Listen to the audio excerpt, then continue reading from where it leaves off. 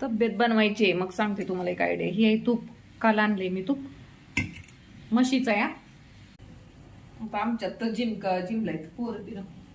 तर मी काय करते, चांगल्या क्वालिटीचं लोकवान गहू आणायचं. काय लोकवान गहू आणायचं, ती चांगली कणिक तिंबायची, अर्धा तास तिंबून ठेवायची चांगली घट्ट. आणि ज्यानंतर आपण चपात्या करतो, ज्या चपात्या करणार आहेत त्यांना हे तूप लावायचं. तुपातल्या चपात्या करायच्या मस्तपैकी, बॉडी चांगली बनते.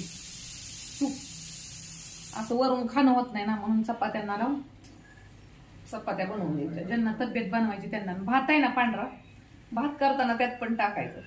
मग आता एवढं अर्धा किलो तूप मला एक आठवडा जातं बघा.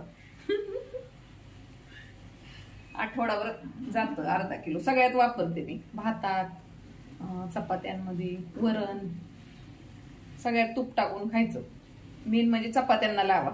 त्या चपात्यांना तेल नाही वापरायचं, तूप वापरायचं, चांगलं असतं.